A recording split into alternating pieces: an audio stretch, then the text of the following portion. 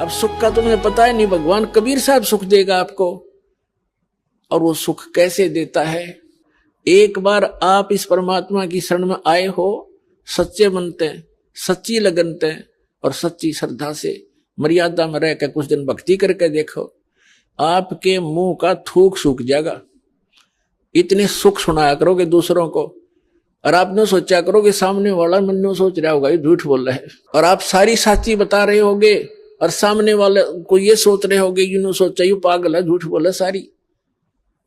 लेकिन आपको अब वो सुख सागर मिल रहा है, वो परम पिता मिल गए।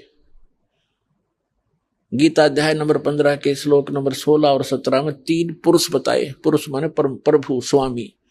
एक सरपुरुष, ये 21 ब्रह्मांड का स्वामी है, ये काल जिसमें हम रह रहे हैं, जिस काल के लोक में एक ब्रह्मांड में 21 ब्रह्मांड है, ऐसे ऐसे इतना ही प्रभु है, इतना मालिक है। एक सरपुरुष है जो 7 शंख ब्रह्मांड का स्वामी है।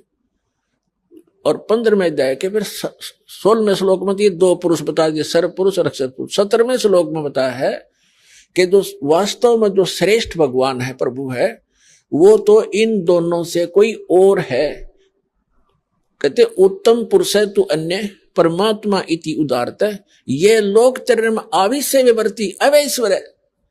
जो उत्तम पुरुष है ना, पुरुषोत्तम सही भगवान, इन दोनों आते न्यारा है, और वो वास्तव परमात्मा कहा जाता है।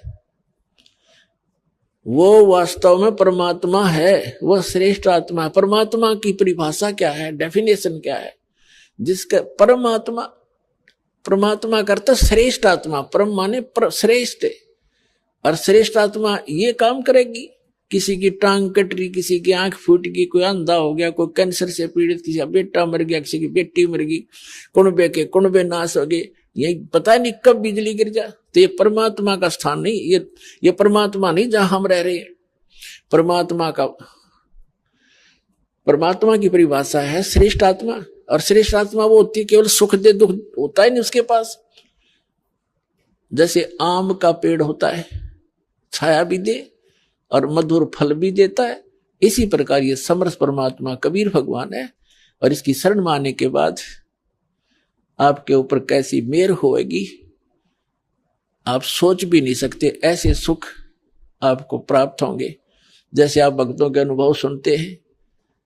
कल आपने सुना था, एक भक्त भोला बाला सा था, और वो बता रहा था कि मेरे को किसी भक्त ने, यहाँ के भक्त ने मुझे बताया कि ऐसे ऐसे देवी देवता की पूजा नहीं करनी, एक भगवान उसकी भक्ति करो। तो मैंने गालियां दी, बहुत बुरा कहा कि हमारी पूजाएं छुटवाता है। और फिर दया करी दाता ने पुस्तक पढ़ी, चाहे किसी पर, फिर यहाँ आया, यहाँ से फिर वापस गया, मोबाइल किराए पर गिरवी रख के 1000 रुपये में, और दाता ने वापस दे दिया। जाते ही 1000 का नोट ले पकड़ भाई। परमात्मा कहते हैं चारों युगों में देख ले हमने किसका रखा मार, द्रव सुता को दिन ने लीर जाके अंत बढ़ाए चीर। तो ये एक परमात्मा इन बातों से प्रसन्न होता है कि इस प्यारी आत्मा ने मेरे वहां जाने के लिए कितना कमाल कर दिया, पैसा नहीं और फिर संघर्ष करके आ रहा है। तो कहते हैं नुक्ते, वो नुक्ता था उसका, नुक्ते ऊपर रिझ जाएगा 1 करोड़ कर्म जल जाए तुम्हारे। फिर जोत के लिए पैसे नहीं, भगवान खुद जाके 1 किलो घी दिया उसको, अगले बैठे घर वालों ने भेजा है। हम पहले सुना करते थे कि नरसिंह जी का भात भर दिया, नरसिंह की हुंडी दे दी, यहाँ पर रोज दे रहा है सतलोक आश्रम परवाड़ा से नाम प्राप्त प्राणियों को वो कबीर भगवान।